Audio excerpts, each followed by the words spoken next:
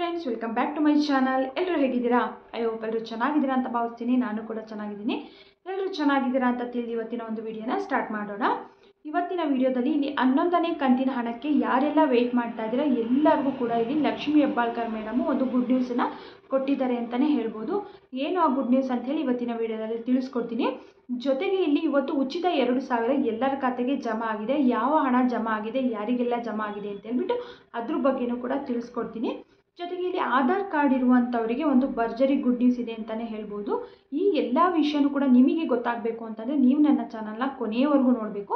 ಮಧ್ಯೆ ಮಧ್ಯೆ ಸ್ಕಿಪ್ ನೋಡ್ತಾ ಹೋದರೆ ನಿಮಗೆ ವಿಡಿಯೋ ಕ್ಲಿಯರಾಗಿ ಅರ್ಥ ಆಗಲ್ಲ. ಸೊ ಹಾಗಾಗಿ ಕೊನೆಯವರೆಗೂ ನೋಡಿ. ಹಾಗೆ ಅದಕ್ಕಿಂತ ಮುಂಚೆ ನೀವೇನಾದರೂ ನನ್ನ ಚಾನಲ್ನ ಸಬ್ಸ್ಕ್ರೈಬ್ ಮಾಡಿದೆ ಹಾಗೆ ನೋಡ್ತಾ ಇದ್ದೀರಾ ಅಥವಾ ಹೊಸದಾಗಿ ಏನಾದರೂ ನೋಡ್ತಾ ಇದ್ದೀರಾ ಅಂತಂದರೆ ಪ್ಲೀಸ್ ಅರ್ಷಿತಾ ವ್ಲಾಗ್ಸ್ ಕನ್ನಡನ ಸಬ್ಸ್ಕ್ರೈಬ್ ಮಾಡ್ಕೊಳ್ಳಿ. ಹಾಗೆ ಪ್ಲೀಸ್ ಸಪೋರ್ಟ್ ಮಾಡಿ. ಹಾಗೆ ವಿಡಿಯೋ ಇಷ್ಟ ಆದರೆ ಪ್ಲೀಸ್ ಒಂದು ಲೈಕ್ ಮಾಡಿ. ವಿಡಿಯೋನ ಕೊನೆಯವರೆಗೂ ನೋಡಿ. ಬನ್ನಿ ವಿಡಿಯೋನ ಸ್ಟಾರ್ಟ್ ಮಾಡೋಣ. ಗೃಹಲಕ್ಷ್ಮಿ ಯೋಜನೆ 11ನೇ ಕಂತಿನ ಹಣಕ್ಕೆ ವೆಯ್ಟ್ ಮಾಡ್ತಾ ಇರುವಂಥವರಿಗೆ ಒಂದು ಭರ್ಜರಿ ಗುಡ್ ನ್ಯೂಸ್ ಕೊಟ್ಟಿದ್ದಾರೆ ಅಂತಲೇ ಹೇಳ್ಬೋದು. ಇವಾಗ ನೀವು ನೋಡಿರ್ಬೋದು, ಎಲೆಕ್ಷನ್ ರಿಸಲ್ಟ್ ಬಂದಾಗಿಂದನೂ ಕೂಡ ಕಾಂಗ್ರೆಸ್ನವರು ಏನು 5 ಗ್ಯಾರಂಟಿಗಳನ್ನ ಕೊಡ್ತಾ ಇದ್ದಾರೆ, ಎಲ್ಲ ಯೋಜನೆಗಳನ್ನು ಕೂಡ ಬಂದ್ ಮಾಡಿ ಅಂತ ಹೇಳ್ಬಿಟ್ಟು ಇಲ್ಲಿ ತುಂಬಾ ಒತ್ತಾಯ ಮಾಡ್ತಾ ಇದ್ದಾರೆ. ಕಾಂಗ್ರೆಸ್ನ ಕೆಲವೊಂದಿಷ್ಟು ಶಾಸಕರು ಕೂಡ ಒತ್ತಾಯ ಮಾಡ್ತಾ ಇದ್ದಾರೆ. ಹಾಗೆ BJPಯ ಕೆಲವೊಂದಿಷ್ಟು ಶಾಸಕರು ಕೂಡ ಒತ್ತಾಯ ಮಾಡ್ತಾ ಇದ್ದಾರೆ. ಇತ್ತೀಚೆಗೆ ಈಗ ಒಂದು 2-3 ದಿನದಿಂದ ನೀವು ನೋಡಿರ್ಬೋದು, ಜನರು ಕೂಡ ಇವಾಗ ಕಾಂಗ್ರೆಸ್ ಉಚಿತ ಯೋಜನೆಗಳನ್ನ ಏನು ಪಡಿತಾ ಇದ್ದಾರೆ, ಈ ಜನರು ಕೂಡ ಆಕ್ರೋಶನ ವ್ಯಕ್ತಪಡಿಸ್ತಾ ಇದ್ದಾರೆ. ನಮಗೆ ಯಾವ ಯೋಜನೆಗಳು ಬೇಡ, ಎಲ್ಲನೂ ಕೂಡ ಬಂದ್ ಮಾಡಿ ಅಂತ ಹೇಳ್ಬಿಟ್ಟು. ಯಾಕೆ ಈ ರೀತಿಯಾಗಿ ಹೇಳ್ತಾ ಇದ್ದಾರೆ ಅಂತಂದರೆ, ಈಗ ಒಂದು 2 ದಿನದಿಂದ ನೀವು ನೋಡಿರ್ಬೋದು, ಪೆಟ್ರೋಲ್ ಬೆಲೆ ಮತ್ತು ಡೀಸೆಲ್ ಬೆಲೆನ ಜಾಸ್ತಿ ಮಾಡಿದ್ದಾರೆ. ಹಾಗೆ ಜೊತೆಗೆ ದಿನ ಬಳಕೆ ವಸ್ತುಗಳಿಂದ ಎಲ್ಲದರದ್ದು ಕೂಡ ರೇಟ್ ಮಾಡಿದ್ದಾರೆ. ಈರುಳ್ಳಿ, ಬೆಳ್ಳುಳ್ಳಿ ಎಲ್ಲಾದ್ರ ಬೆಲೆನೂ ನೀವು ಜಾಸ್ತಿ ಮಾಡಿದ್ದೀರಾ. ಈ ರೀತಿಯಾಗಿ ನೀವು ಎಲ್ಲಾದ್ರ ಬೆಲೆ ಜಾಸ್ತಿ ಮಾಡಿ ನಮಗೆ ಉಚಿತ ಗ್ಯಾರಂಟಿಗಳನ್ನ ಕೊಡೋದಾದರೆ ಯಾವ ಯೋಜನೆಗಳು ಕೂಡ ಬೇಡ, ನಮಗೆ ಎಲ್ಲನೂ ಕ್ಯಾನ್ಸಲ್ ಮಾಡಿ ಅಂತ ಜನಗಳು ಕೂಡ ಇಲ್ಲಿ ಹೇಳ್ತಾ ಇದ್ದಾರೆ. ಜೊತೆಗೆ BJPಯ ಕೆಲವೊಂದಿಷ್ಟು ಶಾಸಕರು ಕೂಡ ಹೇಳ್ತಾ ಇದ್ದಾರೆ. ಅದೇ ಇಲ್ಲಿ ಸರ್ಕಾರದ ಏನು ಹೇಳ್ತಾ ಇದೆ ಅಂತಂದರೆ, ಇವಾಗ ನಮ್ಮ ಕಾಂಗ್ರೆಸ್ ಸರ್ಕಾರದಲ್ಲಿ ಮುಖ್ಯಮಂತ್ರಿಗಳಾದ CM ಸಿದ್ದರಾಮಯ್ಯ ಸರ್ ಅವರು ಏನು ಹೇಳ್ತಾ ಇದ್ದಾರೆ ಅಂತಂದರೆ, ಇಲ್ಲಿ ನಾವು ಪೆಟ್ರೋಲ್ ಡೀಸೆಲ್ ಬೆಲೆ ಜಾಸ್ತಿ ಮಾಡಿರೋದಕ್ಕೆ ನಾವು ಮಾಡಿರೋದಕ್ಕೆ ಕೇಳ್ತಾ ಇದ್ದೀರಾ. ಅದೇ ಕೇಂದ್ರದಲ್ಲಿ ಏನಾದರೂ ಮೋದಿ ಅವರು ಏನಾದರೂ ಮಾಡಿದರೆ ಯಾರು ಕೂಡ ಪ್ರಶ್ನೆ ಮಾಡ್ತಾ ಇರಲಿಲ್ಲ. ಇವಾಗ ನಾವು ಮಾಡಿರೋದಕ್ಕೆ ಕೇಳ್ತಾ ಇದ್ದೀರಾ. ಜೊತೆಗೆ ಇಲ್ಲಿ ಈರುಳ್ಳಿ, ಬೆಳ್ಳುಳ್ಳಿ, ದಿನ ಬಳಕೆ ವಸ್ತುಗಳ ಬೆಲೆ ಏನು ಜಾಸ್ತಿ ಮಾಡಿದ್ದೀರಾ ಅಂತ ಕೇಳ್ತಾ ಇದ್ದೀರಲ್ಲ, ನಾವು ಮಾಡಿಲ್ಲ, ಆದರೆ ರೈತರೇ ಮಾಡಿರೋದು. ಯಾಕಂದರೆ ಇವಾಗ ಮಳೆ ಆಗ್ತಾ ಇರೋದ್ರಿಂದ ರೈತರಿಗೆ ಬೆಳೆಯೋದಕ್ಕೆ ಕಷ್ಟ ಆಗ್ತಾ ಇದೆ. ಸೊ ಹಾಗಾಗಿ ಅವರೇ ಜಾಸ್ತಿ ಮಾಡಿದ್ದಾರೆ. ನೀವು ಏನೇ ಹೆಚ್ಚಿಗೆ ದುಡ್ಡು ಕೊಟ್ಟರು ಅದು ನಮಗೆ ಬರೋದಿಲ್ಲ, ಎಲ್ಲ ರೈತರಿಗೆ ಹೋಗುತ್ತೆ. ಅವೆಲ್ಲದರೂ ರೇಟು ನಾವು ಜಾಸ್ತಿ ಮಾಡಿಲ್ಲ ಅಂತಲೂ ಕೂಡ ತಿಳಿಸ್ತಾ ಇದ್ದಾರೆ. ಎಲ್ಲ ಯೋಜನೆಗಳನ್ನು ಕೂಡ ಬಂದ್ ಮಾಡಿ ಅಂತ ಹೇಳ್ತಾ ಇದ್ದಾರಲ್ಲ, ಅವ್ರಿಗೆಲ್ಲರಿಗೂ ಕೂಡ ಖಡಕ್ಕಾಗಿ ಒಂದು ವಾರ್ನಿಂಗ್ನ ಕೊಟ್ಟಿದ್ದಾರೆ ಅಂತಲೇ ಹೇಳ್ಬೋದು. ಯಾವ ಯೋಜನೆಗಳನ್ನು ಕೂಡ ನಾನು ಬಂದ್ ಮಾಡೋದಿಲ್ಲ, ಕ್ಯಾನ್ಸಲ್ ಮಾಡೋದಿಲ್ಲ, ಉಚಿತ 5 ವರ್ಷನೂ ಕೂಡ ನಾನು ಕಂಟಿನ್ಯೂ ಮಾಡ್ತೀನಿ ಅಂತ ಇಲ್ಲಿ CM ಸಿದ್ದರಾಮಯ್ಯ ಸರ್ ಅವರು ತಿಳಿಸ್ಕೊಟ್ಟಿದ್ದಾರೆ.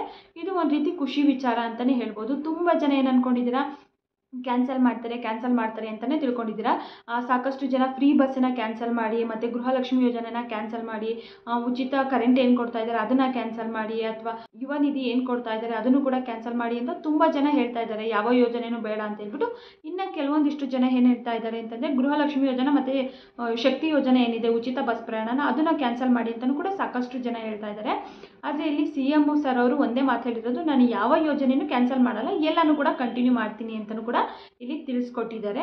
ಫೈನಲ್ ಆಗಿ ಹೇಳೋದಾದರೆ ಯಾವ ಯೋಜನೆಯೂ ಕೂಡ ಕ್ಯಾನ್ಸಲ್ ಮಾಡಲ್ಲ, ಎಲ್ಲ ಯೋಜನೆಗಳು ಕೂಡ ಕಂಟಿನ್ಯೂ ಆಗುತ್ತೆ.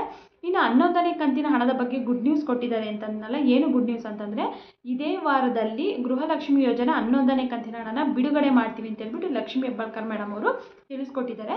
ಜೊತೆಗೆ ಇಲ್ಲಿ ಯಾಕೆ ಲೇಟ್ ಆಗ್ತಿದೆ ಅನ್ನೋದ್ರ ಬಗ್ಗೆನೂ ಕೂಡ ತಿಳಿಸ್ಕೊಟ್ಟಿದ್ದಾರೆ. ಇಲ್ಲಿ ಕೆಲವೊಂದಿಷ್ಟು ಅಪ್ಲಿಕೇಶನ್ನ ಮರು ವೆರಿಫಿಕೇಶನ್ ಮಾಡ್ತಾ ಇದ್ದಾರೆ.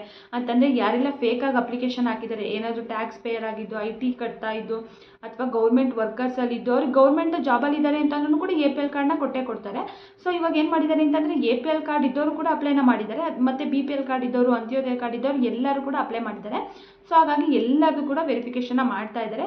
ಸಾಧ್ಯವಾದಷ್ಟು ಅಪ್ಲಿಕೇಶನ್ನ ರಿಜೆಕ್ಟ್ ಮಾಡ್ತಾ ಇದ್ದಾರೆ. ಅಂತಂದರೆ ಯಾರೆಲ್ಲ ಎಲಿಜಿಬಲ್ ಇಲ್ಲ ತಗೊಳ್ಳೋದಕ್ಕೆ ಅವರೆಲ್ಲರಿಗೂ ಕೂಡ ರಿಜೆಕ್ಟ್ ಮಾಡಿ, ಯಾರು ಎಲಿಜಿಬಲ್ ಇದ್ದಾರೆ ಅವ್ರಿಗೆ ಮಾತ್ರನೇ ಹಾಕ್ತಾರೆ. ಸೊ ಹಾಗಾಗಿ ತಡವಾಗ್ತಿದೆ ಅಷ್ಟೇ. ಆದಷ್ಟು ಬೇಗ ಇದೇ ವಾರದಲ್ಲಿ ನಾವು ಗೃಹಲಕ್ಷ್ಮಿ ಯೋಜನೆ 11ನೇ ಕಂತಿನ ಹಣನ ಬಿಡುಗಡೆ ಮಾಡ್ತೀವಿ ಅಂತ ಹೇಳಿ ಲಕ್ಷ್ಮಿ ಹೆಬ್ಬಾಳ್ಕರ್ ಮೇಡಮ್ ಅವರು ಹೇಳಿಕೆನ ಕೊಟ್ಟಿದ್ದಾರೆ. ಖುಷಿ ವಿಚಾರ ಅಂತಲೇ ಹೇಳ್ಬೋದು. ಇನ್ನು ನೆಕ್ಸ್ಟು ಉಚಿತ 2,000 ಇವತ್ತು ಎಲ್ಲರ ಖಾತೆಗೆ ಜಮಾ ಆಗಿದೆ ಅಂತ ಹೇಳಿದೆ ಅಲ್ವಾ, ಅದು ಯಾವ ಹಣ ಅಂತ ನೀವು ಕೇಳೋದಾದರೆ PM ಕಿಸಾನ್ ಯೋಜನಾ ಅಂತ ಹೇಳ್ಬಿಟ್ಟು ರೈತರಿಗೆ ಕೊಡ್ತಾರಲ್ವ, ಇದು ಕೇಂದ್ರ ಸರ್ಕಾರದಿಂದ ಕೊಡುವಂಥ ಹಣ. ಇದು ಮೋದಿ ಅವರು ಬಿಡುಗಡೆ ಮಾಡಿದರು. ಬಿಡುಗಡೆಗೆ ಸಹಿ ಹಾಕಿ ಆಗಲೇ 2-3 ದಿನ ಆಗಿತ್ತು. ಇವತ್ತು ಎಲ್ಲರ ಖಾತೆಗೂ ಕೂಡ ಜಮಾ ಆಗೋದಕ್ಕೆ ಶುರುವಾಗಿದೆ. ನೀವು ಏನಾದರೂ ಈ ಹಣನ ಪಡ್ಕೋತಾ ಇದ್ದೀರಾ ಅಂತಂದರೆ ಇವತ್ತು ನಿಮ್ಮ ಖಾತೆಗಳನ್ನ ಚೆಕ್ ಮಾಡ್ಕೊಳ್ಳಿ. ಇವತ್ತು ಜಮಾ ಆಗಿದೆ. ಇವತ್ತು ಬಂದಿಲ್ಲ ಅಂತಂದರೆ ಅಟ್ಲೀಸ್ಟ್ ನಾಳೆ ನಾಡಿದ್ದು ಯಾವಾಗ ಬೇಕಾದರೂ ಕೂಡ ಬರ್ಬೋದು. ಬಟ್ ಇವತ್ತು ಎಲ್ಲರ ಖಾತೆಗೆ ಬರೋದಕ್ಕೆ ಸ್ಟಾರ್ಟ್ ಆಗಿದೆ. ಇವತ್ತು ಜಮಾ ಆಗೋದಕ್ಕೂ ಕೂಡ ಶುರುವಾಗಿದೆ. ಇನ್ನು ನೆಕ್ಸ್ಟ್ 3ನೇದು ನೋಡೋದೇ ಅಂದರೆ ಆಧಾರ್ ಕಾರ್ಡ್ ಇದ್ದವ್ರಿಗೆ ತುಂಬಾ ಇಂಪಾರ್ಟೆಂಟ್ ಆಗಿರುವ ಮಾಹಿತಿ ಇದಾಗಿರುತ್ತೆ. ಒಂದು ರೀತಿ ಖುಷಿ ಸುದ್ದಿ ಅಂತಲೇ ಹೇಳ್ಬೋದು. ಆಧಾರ್ ಕಾರ್ಡು ಅನ್ನೋದು ಎಷ್ಟು ಇಂಪಾರ್ಟೆಂಟ್ ಅಂತ ನಿಮ್ಗೆಲ್ಲರಿಗೂ ಕೂಡ ಗೊತ್ತೇ ಇದೆ. ಇವಾಗ ಎಲ್ಲೇ ಹೋದರೂ ಕೂಡ ಆಧಾರ್ ಕಾರ್ಡ್ನ ಕೇಳ್ತಾರೆ. ಬ್ಯಾಂಕ್ ಅಕೌಂಟ್ ಮಾಡಿಸ್ಬೇಕಂತಂದ್ರೂ ಕೂಡ ಆಧಾರ್ ಕಾರ್ಡು ತುಂಬಾ ಇಂಪಾರ್ಟೆಂಟು. ಇವಾಗ ನೀವು ಗೃಹಲಕ್ಷ್ಮಿ ಯೋಜನೆ ಹಣ ಪಡ್ಕೋಬೇಕು ಅಂದರೆ ಆಧಾರ್ ಕಾರ್ಡ್ ಬೇಕು. ಗೃಹ ಜ್ಯೋತಿ ಪಡ್ಕೋಬೇಕು ಅಂತಂದ್ರೂ ಕೂಡ ಆಧಾರ್ ಕಾರ್ಡ್ ಬೇಕು. ಆಧಾರ್ ಕಾರ್ಡ್ ಕೊಟ್ಟರೆ ಮಾತ್ರ ಇವೆಲ್ಲ ಯೋಜನೆಗಳನ್ನ ಪಡ್ಕೊಳ್ಳೋದಕ್ಕಾಗೋದು. ಇವಾಗ ಆಧಾರ್ ಕಾರ್ಡು ಬಗ್ಗೆ ಏನು ಅಪ್ಡೇಟ್ ಕೊಟ್ಟಿದ್ದಾರೆ ಸರ್ಕಾರದಿಂದ ಅಂತಂದರೆ ನೀವು ನೋಡಿರ್ಬೋದು, ಸಾಕಷ್ಟು ದಿನಗಳಿಂದ ಆಧಾರ್ ಕಾರ್ಡ್ ಅಪ್ಡೇಟ್ಗೆ ಲಾಸ್ಟ್ ಡೇಟ್ ಅಂತ ಹೇಳ್ತಿದ್ರು. ಇವಾಗ ಈ ಡೇಟನ್ನು ಮತ್ತೆ ಎಕ್ಸ್ಟೆಂಡ್ ಮಾಡಿದ್ದಾರೆ. ಇವಾಗ ಸೆಪ್ಟೆಂಬರ್ವರೆಗೂ ಕೂಡ ಎಕ್ಸ್ಟೆಂಡನ್ನು ಮಾಡಿದ್ದಾರೆ. ನೀವು ಅಲ್ಲಿವರೆಗೂ ಕೂಡ ಅಪ್ಡೇಟ್ ಮಾಡಿಸ್ಕೊಳ್ಳೋದಕ್ಕೆ ಕಾಲಾವಕಾಶ ಇದೆ.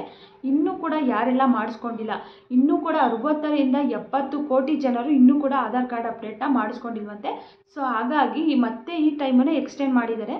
ಈ ಕೆಲವೊಂದಿಷ್ಟು ದಿನಗಳ ಹಿಂದೆ ನೀವು ನೋಡಿರ್ಬೋದು, ಆಧಾರ್ ಪ್ಯಾನ್ ಲಿಂಕ್ ಮಾಡಿಸ್ಕೊಳ್ಳೋದಕ್ಕೆ ತುಂಬಾ ಕಾಲಾವಕಾಶನ ಮಾಡಿಕೊಟ್ರು. ಕೊನೆಯದಾಗಿ ಇನ್ನೂ ಕೂಡ ಜಾಸ್ತಿ ಜನ ಹಂಗೆ ಬಿಟ್ಟರು, ಮಾಡಿಸ್ಕೊಳ್ಳೇ ಇಲ್ಲ, ಅವಶ್ಯಕತೆ ಇಲ್ಲ ಅಂತ ಅಂದ್ಬಿಟ್ಟು.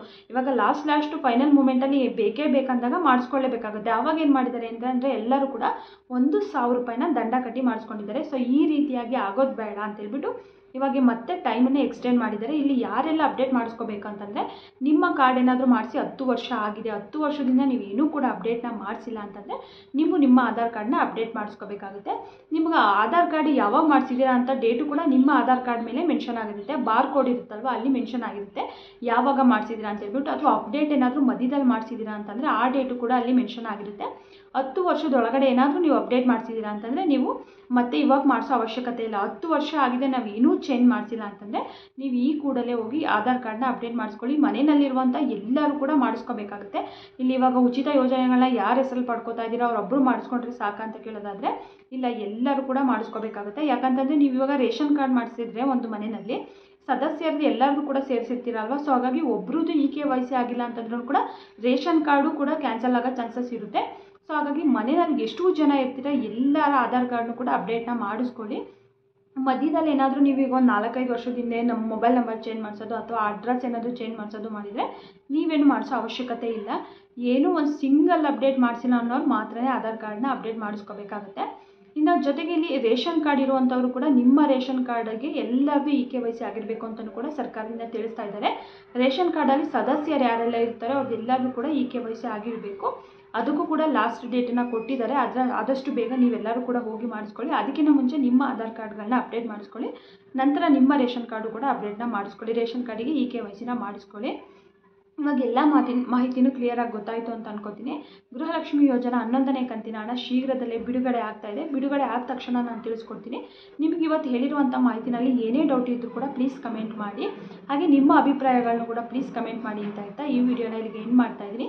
ಈ ಮಾಹಿತಿ ಇಷ್ಟ ಆದರೆ ನಿಮಗೆ ಪ್ಲೀಸ್ ಲೈಕ್ ಮಾಡಿ, ಹಾಗೆ ಪ್ಲೀಸ್ ಸಬ್ಸ್ಕ್ರೈಬ್ ಮಾಡಿ, ಹಾಗೆ ಶೇರ್ ಮಾಡಿ ಅಂತ ಕೇಳ್ತಾ ಈ ವಿಡಿಯೋನ ಇಲ್ಲಿಗೆ ಎಂಡ್ ಮಾಡ್ತಾ ಇದ್ದೀನಿ. ವಿಡಿಯೋ ನೋಡಿದಂಥವರೆಲ್ಲರಿಗೂ ಕೂಡ ತುಂಬಾ ಧನ್ಯವಾದಗಳು.